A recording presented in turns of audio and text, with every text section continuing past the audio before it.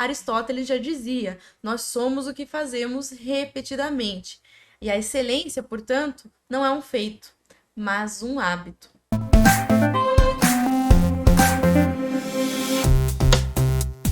Olá, meu nome é Daniele Farinhas e eu vou ajudar você, advogado negociador, a dobrar o número dos seus acordos. Nós sabemos que a advocacia é uma profissão que está saturada, temos muitos advogados no mercado aí no Brasil inteiro, os salários são baixos, a gente sabe que não é fácil ser advogado hoje em dia e que negociar é uma habilidade, né? Uma habilidade comportamental. Eu gravei um vídeo falando sobre inteligência emocional, falando sobre as soft skills. Vou deixar aqui para vocês o link para vocês darem uma olhada também. Mas a negociação, ela não deixa de ser uma soft skill, uma habilidade comportamental e que pode ser, sim, desenvolvida. Muitas pessoas dizem: eu não sei negociar, eu não tenho talento, eu não tenho dom de negociar.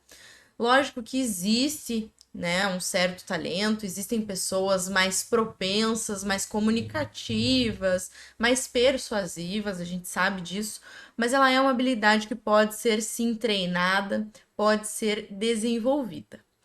E por isso o tema do vídeo de hoje é: não sei negociar. E agora? Então vou ensinar para vocês, vou colocar algumas dicas aí para quando a gente se sente, né, assim, quando a gente acha que não sabe, que não tem esse talento, não tem esse dom, como que a gente pode lidar com isso? Como que é possível se tornar um excelente negociador? Antes de começar o nosso vídeo, eu quero pedir para que vocês se inscrevam no canal, deixem o seu like, compartilhem esse vídeo com seus colegas, com seus amigos, para ajudar o nosso canal a crescer. Então, quando a gente fala em não saber negociar, eu acho que tem alguns aspectos importantes, até relacionados à nossa personalidade, aos nossos padrões de comportamento, que nos impedem de nos tornarmos ou de nos considerarmos aí bons negociadores. O primeiro deles seria a falta de autoconfiança. Então, e se eu não tenho autoconfiança, o que eu posso fazer? Bom, gente, quando comecei a trabalhar com negociação, há 4 anos atrás, eu tinha medo, né? Eu era recém-formada, eu tinha 23 anos. Como mulher, eu falava com muitos advogados homens e muito experientes, já muito mais velhos também. E a gente sabe, né, outras mulheres que estão assistindo, eu sei que vocês sabem o que eu senti na época, porque às vezes a gente se sente, de certa forma, coagida ou ameaçada ou intimidada, né, por uma figura masculina ali mais experiente, ou nem mesmo por ser homem, mas por estar conversando com uma pessoa com muito mais experiência, com muito mais bagagem que eu. E como que eu desenvolvi a minha autoconfiança como negociadora? Treinando, né? Eu falo sempre que o nosso cérebro, assim como os outros músculos do nosso corpo, ele pode e deve ser treinado e a gente consegue treiná-lo para desenvolver habilidades comportamentais, né? A autoconfiança também é uma delas e eu acho que eu consegui desenvolver ela de forma satisfatória e quero ajudar vocês a fazer isso também. Então, assim, na época, né, em que eu comecei a trabalhar, logicamente até hoje, mas quando comecei a trabalhar com acordos, eu enfrentei diversos advogados grosseiros que me deixavam com medo, que não me deixavam falar, que desligavam o telefone na minha cara. Enfim, teve vários momentos que eu acabei recuando, que eu acabei prejudicando alguns acordos, né, que poderiam ter sido feitos por conta da falta de confiança mesmo. E aí eu percebi que eu realmente precisava estudar os processos, saber tudo sobre eles, estudar o processo de cabo a rabo, entender bem ele para ter bons argumentos, tá? Não só estudar o processo, mas estudar também a matéria a que ele se refere, né? Então eu trabalhava, especificamente comecei trabalhando com acordos relacionados a direito securitário, então processos que envolviam indenizações por acidente de trânsito, enfim.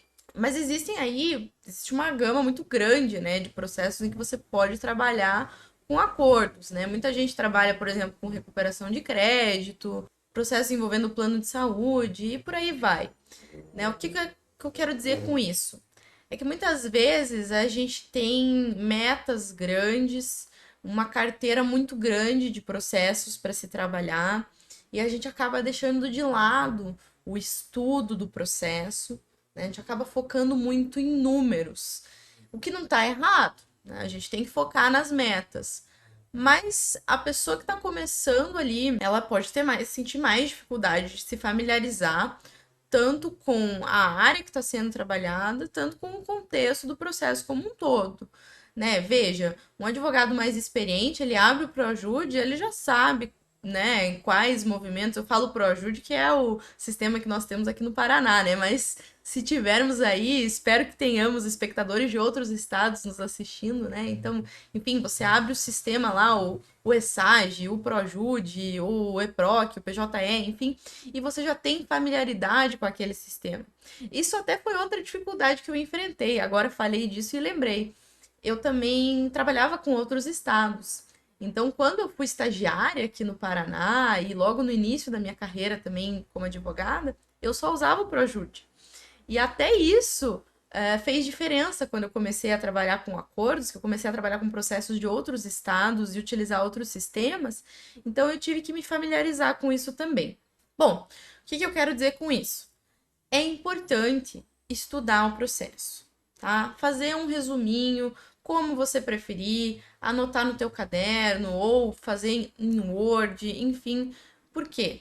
Porque assim você cria argumentos com a outra parte. E você vai começar a perceber que, por muitas vezes, a outra parte não estudou o processo. Isso vai criar em você uma sensação maior de confiança e até um poder de negociação, um poder de barganha maior. Outra dica que eu te dou: treinar. Muitas vezes eu treinava antes de fazer a ligação.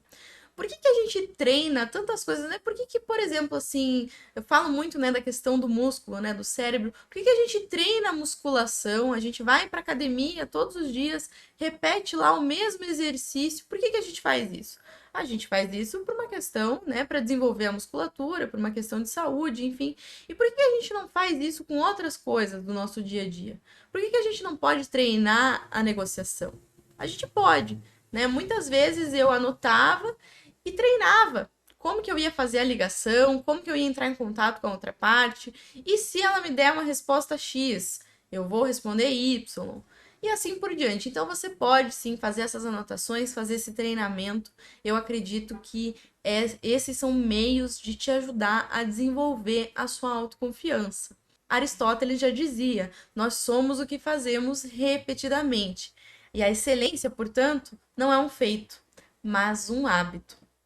Outra questão que pode atrapalhar a gente na hora de negociar e pode fazer com que você se sinta um mau negociador é a pessoa que é muito cooperante, né? A pessoa que é muito gentil, ela é muito flexível, ela faz muitas concessões, evita dizer não, evita competir, gosta de agradar o outro.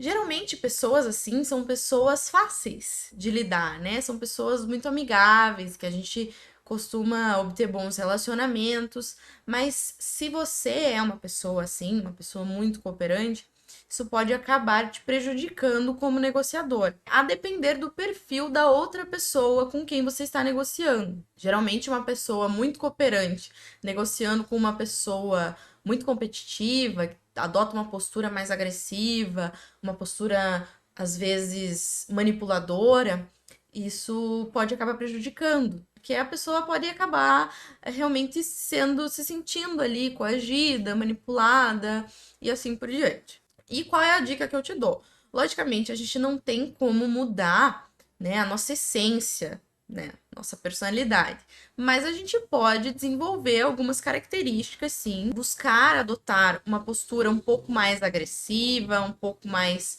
persuasiva, né, estudar aí técnicas de comunicação persuasiva, um tema possível para a gente trabalhar em um vídeo futuro. Deixa aí seu comentário se você achar esse tema interessante. Mas a dica essencial que eu te dou, né? Se você é uma pessoa muito gentil, muito flexível, uma pessoa essencialmente cooperante, trabalhe a comunicação assertiva. O que que é a comunicação assertiva? A comunicação assertiva, ela é um meio termo entre a comunicação passiva e a comunicação agressiva. Então, o que que eu quero dizer quando eu falo em adotar uma postura mais agressiva? Eu quero dizer adotar uma postura mais agressiva em relação ao problema, né? Nunca ser agressivo com a pessoa, porque isso obviamente vai prejudicar o teu acordo. E quando a gente fala em assertividade, a gente está falando em adotar uma posição, uma postura firme para outra pessoa, né? Então, se a pessoa está tentando te manipular ou, enfim, ela está tentando ali às vezes te enrolar, né? Você pode falar para ela, olha, eu entendo o seu ponto de vista, mas eu não concordo por isso, isso e isso. Enfim, é importante que você demonstre que você tem um pensamento, que você tem uma posição firmada ali. E é importante que você não ceda tão facilmente, né? Por mais que você tenha, às vezes você tem a possibilidade de fazer uma concessão. Então, por exemplo, você está negociando valores e você já chega com um valor mais baixo do que o valor máximo que você tem para negociar.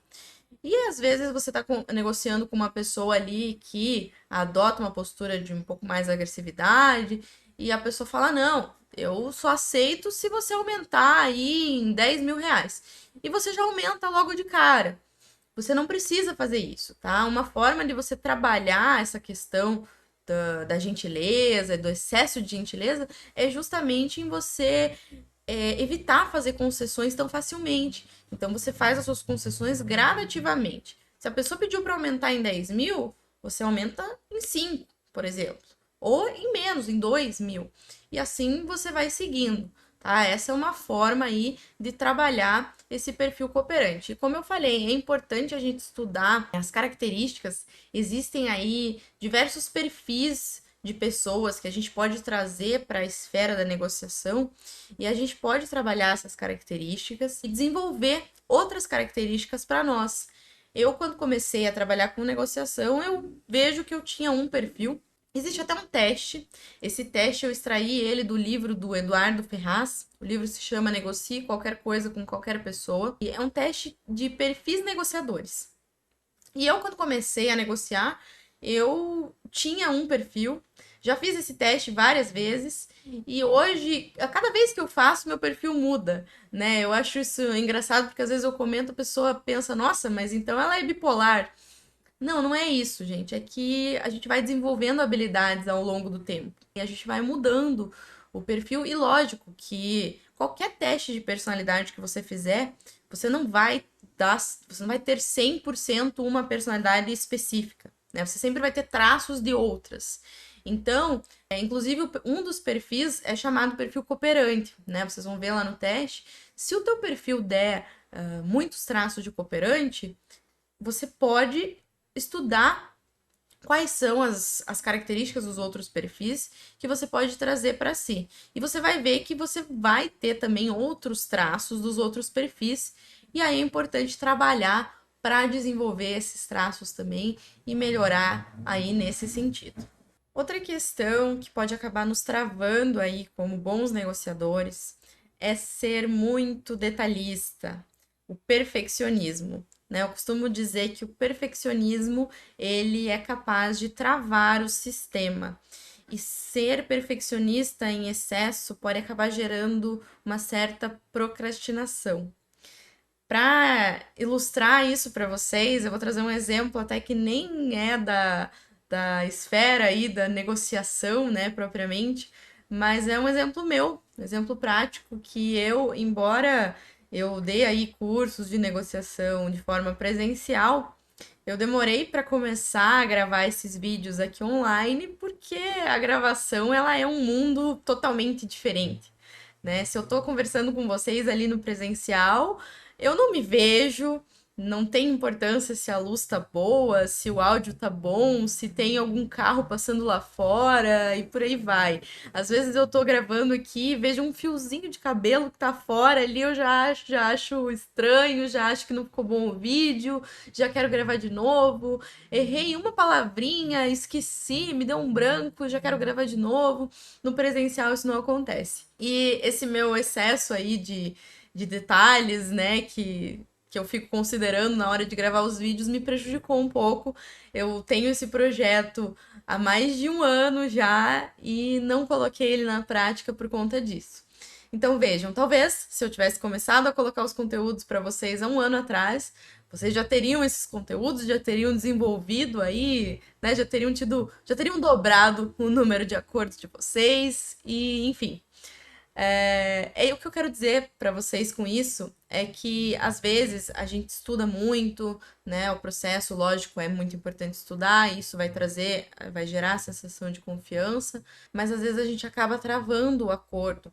Se a gente focar muito em detalhes, focar muito, às vezes, na minuta, né? Eu tenho um exemplo prático também que aconteceu comigo em uma negociação, de uma situação em que o advogado com quem eu estava negociando, ele era extremamente detalhista, extremamente perfeccionista. A gente tinha uma minuta padrão, né? Vocês sabem, aí grandes empresas e grandes escritórios, né, geralmente tem minutas padrões, porque daí o cliente aprova e muda ali só os dados, né, das partes, enfim, mas as cláusulas acabam sendo padronizadas, né? Inclusive, se vocês quiserem, eu posso até disponibilizar um modelo básico de minuta de acordo para vocês também, né? Se alguém tiver interesse, por favor, deixa lá nos comentários que eu posso sim disponibilizar esse arquivo aqui para vocês. Mas enfim, voltando lá para o nosso exemplo, né? Esse advogado, então, ele fez muitas exigências, ele queria alterar ali diversas cláusulas da nossa minuta, e isso travou bastante o meu acordo. Por quê? Porque eu estava trabalhando para uma empresa e toda vez que ele fazia uma alteração na minuta, eu tinha que conversar com a minha cliente. A primeira vez, tudo bem, minha cliente aprovou a mudança, falou: não, tudo bem, a gente pode fazer dessa forma, ok.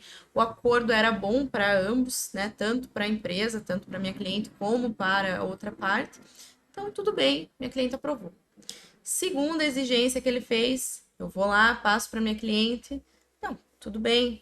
Então vamos mudar, a gente precisa fazer esse acordo, vai ser bom para ambos. Tudo bem. Terceira mudança aí já começou a ficar complicado. Por que, que o advogado quer mudar tanto a nossa minuta? Né? A gente já tem essa minuta pronta, por que, que ele está dificultando tanto o acordo? Aí já acaba entrando em um problema de comunicação, né? Já acaba criando aí uma certa rusga, né, entre a cliente e a outra parte, e a gente acaba tendo que atuar como mediador também nessa situação.